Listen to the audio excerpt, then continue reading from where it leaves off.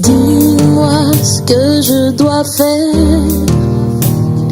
Je ne peux vivre sans toi. Je ne peux vivre sans toi.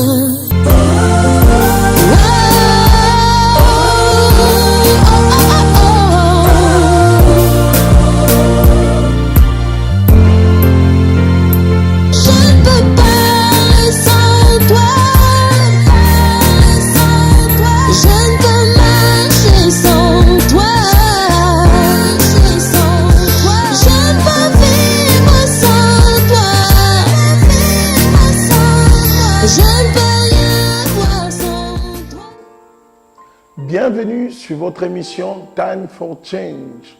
Je suis le pasteur Justin Kabasele. Comme vous le savez, chaque dimanche à 15h35, nous sommes ensemble pour votre émission. Nous allons prier le Seigneur avant de commencer ce moment. Père éternel, notre Dieu, nous te prions, Seigneur, de nous parler. Encore une fois, nous nous disposons à être ce canal par lequel tu choisis de parler à la vie de quelqu'un, tu choisis de changer la vie de quelqu'un, de transformer des vies. Seigneur, que la gloire et l'honneur te reviennent. Bénis ce moment, bénis toutes les personnes qui vont suivre cette émission sur Internet, sur Facebook, sur Béni TV. Que ton règne vienne dans le nom de Jésus. Merci de visiter ton peuple par ta parole. Au nom de Jésus. Amen. Que Dieu vous bénisse abondamment. Aujourd'hui, nous allons parler de quelque chose, comme j'ai l'habitude de le dire, quelque chose de très important. Aujourd'hui, nous allons parler de tel qu'il est, tel nous sommes. Ce texte de la parole de Dieu se trouve dans la Bible. La Bible nous dit tel il est, tel nous sommes. Nous sommes dans 1 Jean chapitre 4, verset 17. Tel il est, tel nous sommes. Le thème de notre sujet aujourd'hui. La Bible nous dit dans 1 Jean chapitre 4, verset 17, tel il est, tel nous sommes aussi dans ce monde. C'est en cela que l'amour est parfait en nous, afin que nous ayons de l'assurance au jour du jugement. Tel il est, tel nous sommes. La parole de Dieu nous dit dans ce texte que tel Jésus est, tel nous sommes. Il est vrai que nous ne remarquons pas très souvent dans nos vies que nous vivons tel que Jésus a vécu sur terre. Lorsque la Bible nous parle de Jésus, nous voyons l'écart entre la vie de Jésus et ce que nous vivons aujourd'hui comme chrétiens. On voit que c'est comme s'il y a une fossé énorme. Il y a beaucoup de choses dans nos vies de chaque jour que nous n'arrivons pas à vivre comme Jésus l'a vécu. Il y a beaucoup de situations dans la vie que nous n'arrivons pas à vivre comme Jésus a vécu. Vous allez vous rappeler de l'histoire de ce démoniaque de Gadara. Lorsque Jésus arrive simplement dans la ville, ce démon, sans la présence de Jésus, de là où il a été secoué et il s'est précipité, il a couru vers Jésus et il a parlé à Jésus. Vous voyez cette situation, lorsque moi, Justin, j'arrive quelque part, je ne vis pas la même situation. Et pourtant, la Bible me dit que tel il est, tel je suis. C'est-à-dire que tel Jésus est, tel je suis, tel je dois manifester dans ma vie de chaque jour la même vie que Jésus.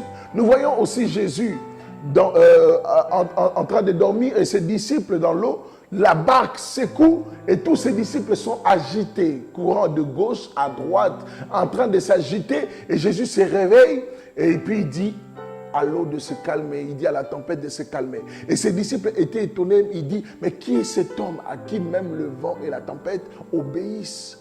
Cet homme, Jésus-Christ, la Bible nous dit, tel il est, tel nous sommes. Mais pourquoi nous n'arrivons pas à vivre exactement la même chose que Jésus? Bien que Jésus, dans sa parole, nous ait dit aussi que nous allons faire beaucoup plus que ce que lui, il a fait en 3 ans.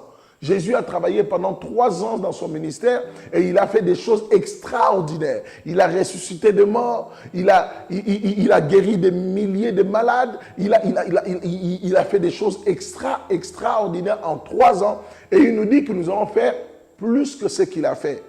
Mais pourquoi dans notre vie de chaque jour, cela n'est pas une réalité que nous vivons dans notre vie de chaque jour? Pourquoi nous n'arrivons pas à vivre cette réalité que Jésus, que la parole de Dieu nous dit? Et pourtant, c'est une réalité dans nos vies. Tel Jésus est, tel nous sommes. Nous lisons encore la parole de Dieu. Je suis dans Colossiens, chapitre 1, le verset 25 à 27. La Bible nous dit, c'est d'elle que j'ai été fait ministre selon la charge que Dieu m'a donnée auprès de vous, afin que j'annonçasse pleinement la parole de Dieu, le mystère caché de tout temps. Faites très bien attention à tout ce que je vais dire maintenant. Le mystère caché de tout temps. Le mystère caché de tout temps. De tout temps, ça dit que dans toutes les générations, ce mystère a été caché. Ce mystère, c'est quoi?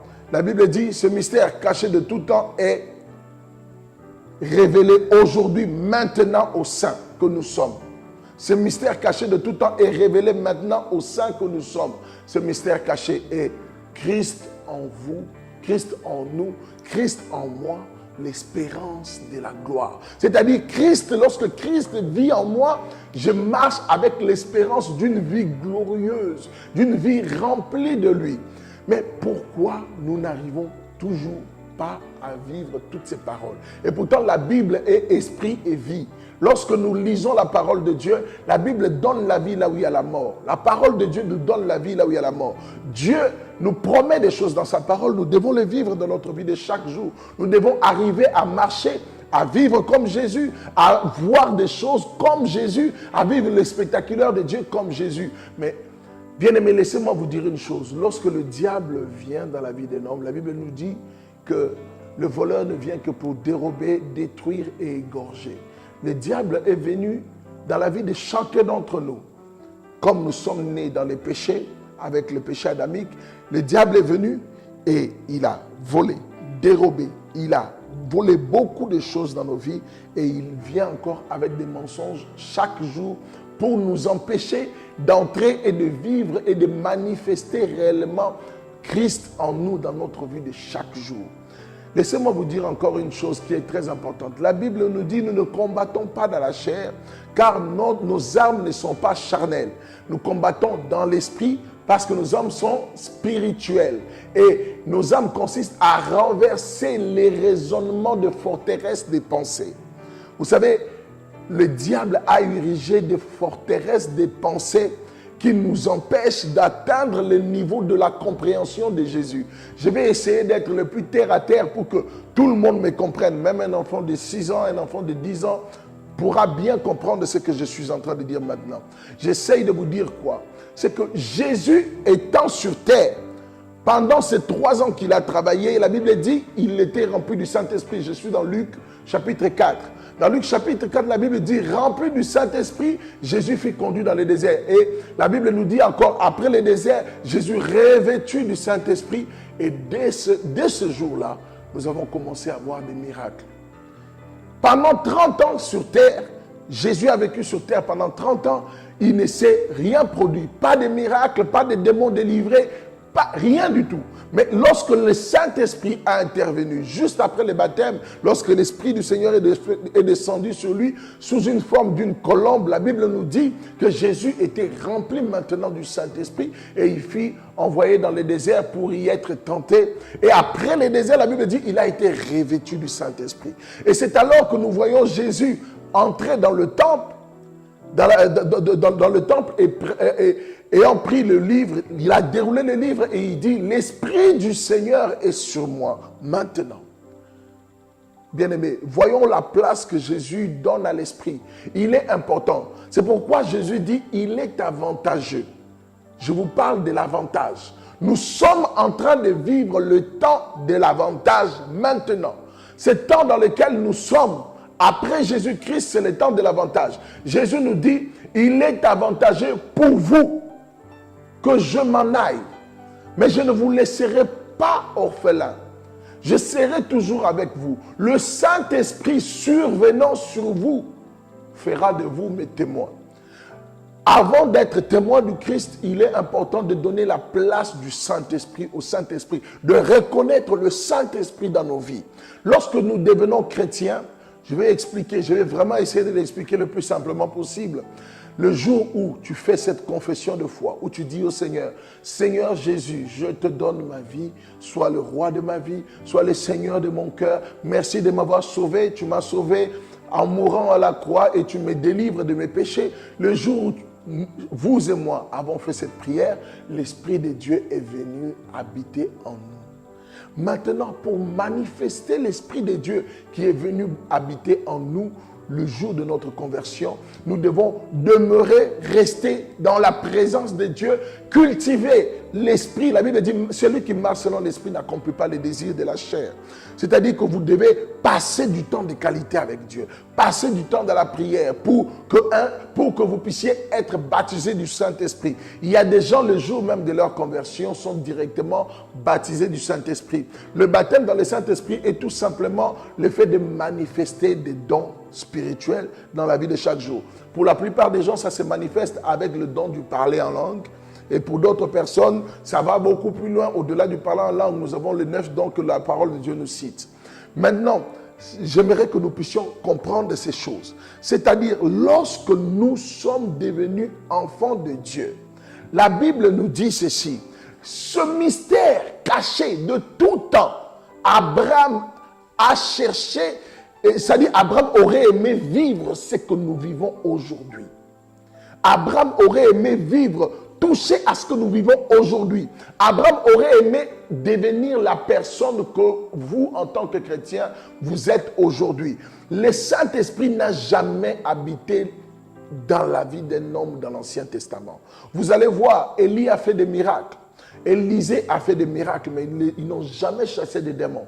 Vous pouvez les lire dans tout l'Ancien Testament. Il n'y a pas un démon qui sort dans la vie de quelqu'un simplement parce que l'Esprit de Dieu n'habitait pas encore dans l'homme. L'Esprit de Dieu, lorsque l'Esprit de Dieu vient habiter dans l'homme, l'Esprit de Dieu domine sur les autres esprits qui peuvent être tout autour et les démons tremblent tout autour de nous.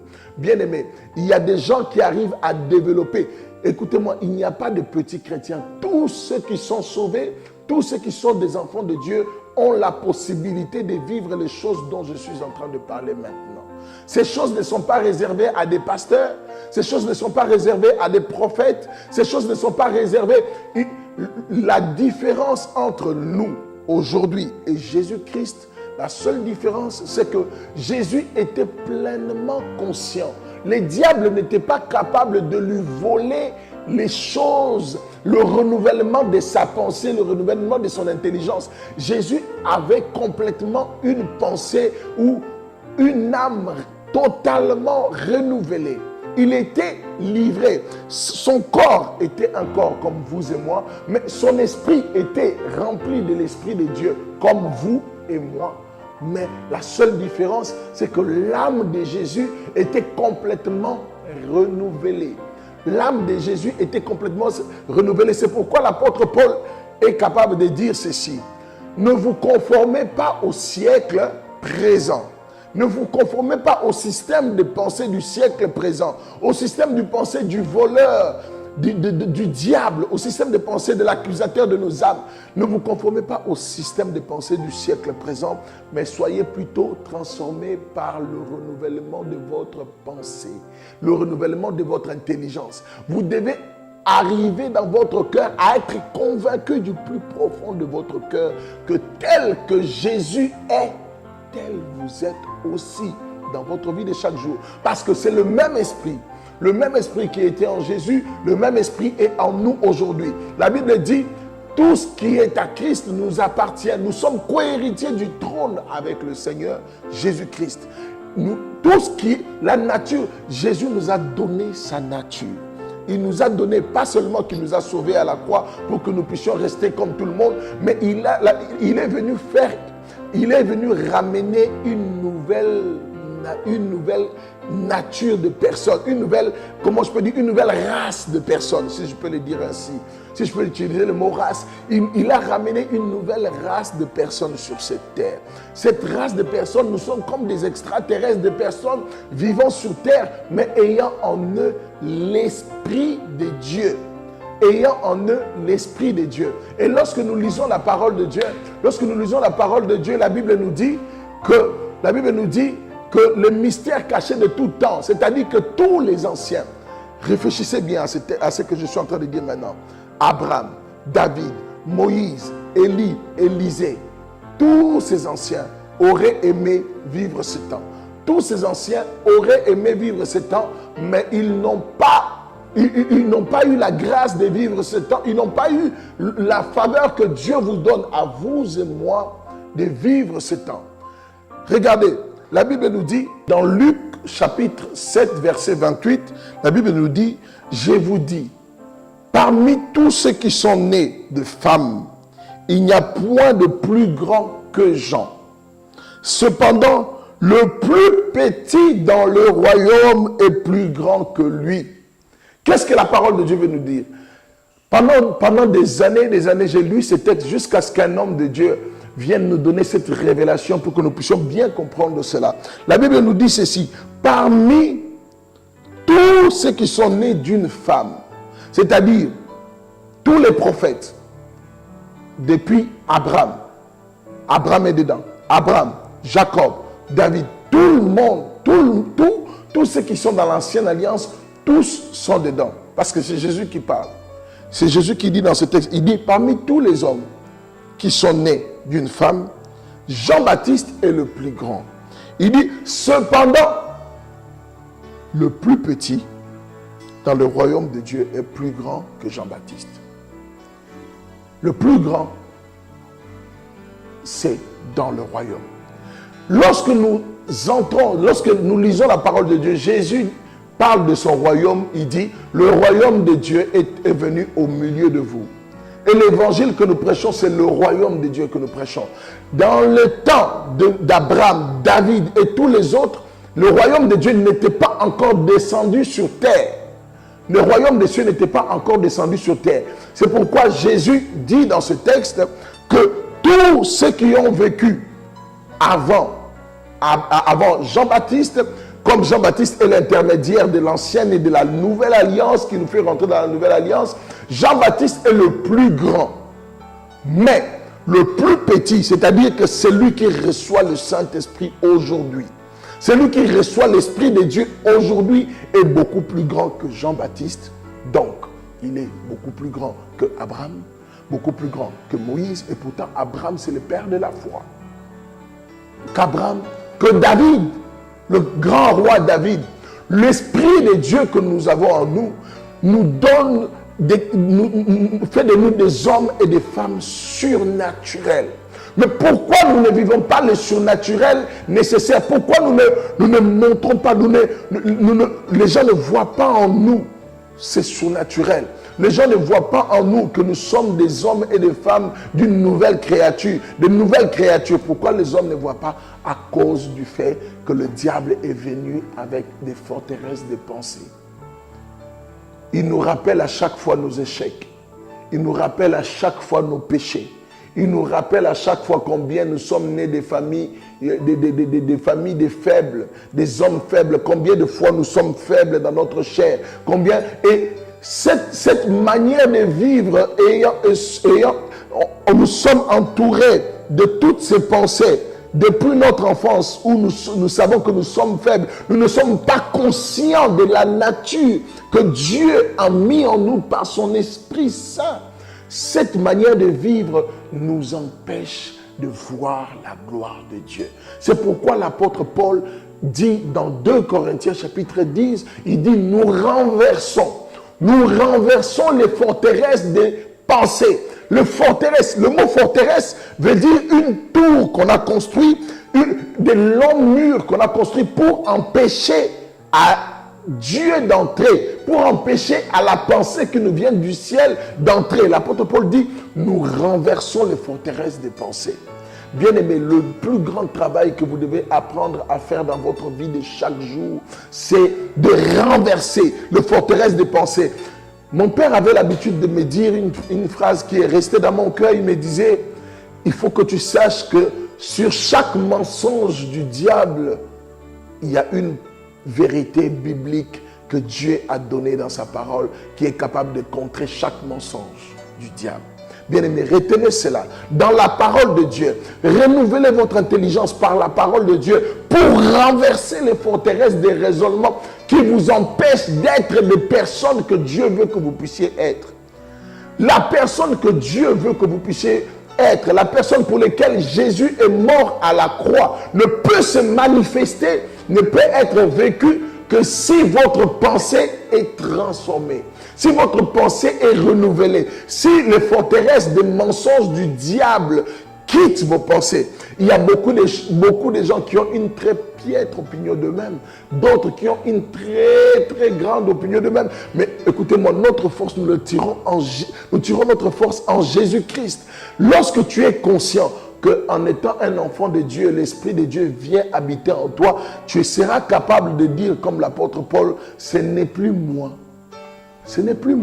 qui vis, mais c'est Christ qui vit en moi. C'est Christ qui se manifeste en moi. C'est Christ qui parle en moi. C'est Christ qui bouge en moi. Lorsque j'essaye d'exprimer quelque chose, c'est ce que Christ veut exprimer. Nous devons être de plus en plus être conscients que nous sommes de Dieu et que Dieu vit dans nos cœurs et que lorsque nous ouvrons nos bouches pour parler, c'est Dieu qui parle. Plus nous entrons dans cette dimension de la foi en Dieu, que ce n'est pas par notre propre force. La Bible dit, ce n'est pas par ma force, ni par mon esprit, dit l'Éternel, mais par l'Éternel des armées. C'est la force, le Saint-Esprit venant sur nous, nous vivons le temps de l'avantage. Jésus dit, il est avantageux pour vous que je m'en aille, mais je ne vous laisserai pas orphelin. Le Saint-Esprit survenant sur vous, il fera de vous des témoins. Un témoin, c'est qui? Un témoin, c'est quelqu'un qui a vécu quelque chose, qui a expérimenté quelque chose, qui a vu quelque chose et qui est capable de raconter ce qu'il a vu. Si vous n'avez rien vécu avec Dieu, si vous vivez une vie chrétienne monotone, une vie chrétienne où vous vous levez le matin, Seigneur, je te loue, je te bénis, je te glorifie, et le soir, vous vivez la même chose, vous venez, vous dormez, après dans la journée, vous vivez ce que vous voulez, vous n'êtes pas conscient que Christ vit en vous, vous n'êtes pas conscient de la vie de Dieu en vous, vous n'êtes pas conscient de la puissance de Dieu en vous, vous n'êtes pas conscient qu'à chaque fois que vous parlez, vos paroles ont une puissance. Vos paroles ont une puissance. Vous dites n'importe quoi comme si vous étiez n'importe qui. Écoutez-moi bien aimé, vous n'êtes pas n'importe qui. Le jour où vous avez pris la décision, c'est quelque chose d'extraordinaire. C'est quelque chose de tellement extraordinaire qu'aujourd'hui les chrétiens foulent la chrétienté aux pieds parce que nous ne comprenons pas, nous ne montons pas à la dimension de ce que Christ a fait dans nos vies. Jésus-Christ est mort à la croix pour nous donner sa nature, pour vous donner à vous et moi sa nature. Nous avons sa nature, la nature de Dieu, et nous pouvons manifester cette nature. Dès maintenant, si tu es dans ta maison, écoute-moi bien, si tu n'as pas donné ta vie à Jésus, tu es conscient que tu n'as pas donné ta vie à Jésus, tu n'as pas encore la nature de Dieu en toi. J'aimerais prier avec toi. Je ne sais pas où tu suis cette émission, mais j'aimerais que tu deviennes enfant de Dieu. Parce que le pouvoir de devenir enfant de Dieu, c'est quelque chose d'extraordinaire. Nous ne sommes plus des êtres comme tout le monde, mais nous sommes des hommes et des femmes. Je vous dis, c'est possible. C'est possible pour vous qui me suivez. C'est possible de devenir des hommes et des femmes extraordinaires sur cette terre. C'est possible, pas par notre propre intelligence ni par notre force, mais par l'Esprit de Dieu qui vit en nous. C'est possible. J'aimerais que vous puissiez fermer vos yeux. Je vais prier pour vous. Vous allez juste répéter ces paroles avec moi. Seigneur Jésus, je te donne ma vie aujourd'hui. Tu es mort à la croix pour me donner ta nature. Tu me sauves à un grand prix. Tu m'as sauvé de mon péché. Tu me libères. Tu me libères. Tu me libères dans le nom de Jésus. Je suis sauvé maintenant. Je suis un enfant de Dieu maintenant. Je t'accepte dans ma vie comme mon Seigneur, comme le sauveur de ma vie. Je t'abandonne toute ma vie. Viens régner dans mon cœur. Viens régner dans mes pensées. Viens régner dans mon esprit. Que mon corps soit le temple du Saint-Esprit. Dans le nom de Jésus. Amen. Bienvenue dans la famille des enfants de Dieu. Que le Seigneur vous bénisse abondamment. À partir de cet instant, ma prière est que vous soyez conscients. Que vous soyez conscients chaque jour. Développez, lisez la parole de Dieu. Il y a tellement de versets dans la parole de Dieu qui nous font comprendre qu'est-ce que nous recevons en Jésus-Christ. Quelle nature nous avons en Jésus-Christ? Qu'est-ce que nous avons comme bénéfice du fait d'être enfants de Dieu? Lisez la parole de Dieu et que le Seigneur vous éclaire à aller encore plus haut. Aller encore plus haut dans la nature du Christ en vous pour que vous puissiez manifester. La Bible nous dit la création attend. La création attend. Les hommes attendent. La création attend. La nature même attend. Avec un ardent désir, la révélation des enfants de Dieu que vous êtes, que nous sommes. La création attend. Si vous êtes malade là où vous êtes, j'aimerais que vous puissiez, j'aimerais juste vous dire une chose. Croyez que Jésus peut vous guérir maintenant. Il n'y a pas besoin que je fasse de très longues prières. Il n'y a pas besoin que je puisse même venir dans votre salon ou dans votre chambre pour vous toucher ou vous faire quoi que ce soit. Juste là où vous êtes. Si vous croyez du plus profond de votre cœur que Jésus-Christ est mort à la croix, Jésus pour vous donner une nouvelle nature et il a pris sur lui vos maladies, vos meurtrissures. Il a pris sur lui plutôt, vos maladies à la croix. Il s'en est chargé. Maintenant, vous êtes guéris dans le nom de Jésus. Je proclame la guérison sur votre corps, sur votre santé dans le nom de Jésus. Ma prière est que vous puissiez témoigner de la grandeur de Dieu dans votre vie. Témoigner de la grandeur de Dieu. Dieu vous a guéri maintenant. Je proclame la guérison sur votre vie maintenant. Au nom de Jésus-Christ. Bien-aimés, la prière que je viens de faire maintenant, vous pouvez le faire aussi. Ce que je viens de faire maintenant, vous pouvez le faire aussi. Vous pouvez devenir un instrument de transformation de vie, un instrument d'évangélisation, un instrument de salut sur cette terre. Vous pouvez devenir cet instrument, vous aussi. Le plus important, c'est de renouveler votre intelligence, de renouveler votre pensée par la parole de Dieu. Je suis le pasteur Justin Kabasele. Vous pouvez nous retrouver à l'église Mission Internationale de la Nouvelle Vie avec le pasteur Patrick Okubo. Nous sommes sur la route d'Abata et à Faya en Côte d'Ivoire. Et que Dieu vous bénisse abondamment. Ma prière est que vous puissiez nous retrouver encore pour toutes nos émissions, que le Seigneur vous équipe, que le Seigneur vienne lui-même vous faire comprendre que tel il est, tel Jésus est, tel nous sommes. Le plus important, c'est de comprendre cela.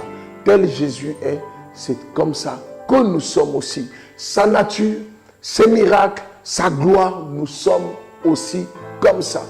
Mais il faut que notre pensée soit renouvelée. Il faut que notre pensée soit renouvelée. Notre manière de penser, notre système de pensée, nos raisonnements soient renouvelés par la parole de Dieu. Vous pouvez nous écrire, vous pouvez faire un commentaire sur cette vidéo. Vous pouvez aussi vous abonner sur notre page YouTube TV Time for Change. TV Time for Change, notre page YouTube. Vous pouvez vous abonner sur notre page YouTube pour recevoir régulièrement nos vidéos. Vous pouvez aussi nous visiter notre site web www.timeforchangetv.com et vous pouvez nous écrire sur le numéro que vous voyez au bas de vos écrans et nous appeler sur le numéro que vous avez aussi au bas de vos écrans. Que Dieu vous bénisse abondamment, que Dieu vous rende conscient de sa nature dans votre vie. Soyez bénis, soyez remplis de Jésus, soyez remplis du Saint-Esprit. Que cette prière qui commence maintenant, pour ceux qui ont commencé à prier, que cette prière ne s'arrête pas, continue. Va, prie le Seigneur, que le Seigneur te conduise encore dans les hauteurs, que le Seigneur te fasse monter encore plus haut, dans le nom de Jésus. Soyez bénis, soyez remplis du Saint-Esprit. Je vous communique la gloire de Dieu, je vous communique la présence de Dieu, je vous communique au nom de Jésus-Christ de Nazareth, la nature divine, la conscience de cette nature dans votre vie. Que Dieu vous bénisse abondamment. Nous nous retrouvons la semaine prochaine pour notre émission Time for Change. Continuons la prière. Que Dieu vous bénisse au nom de Jésus. Amen.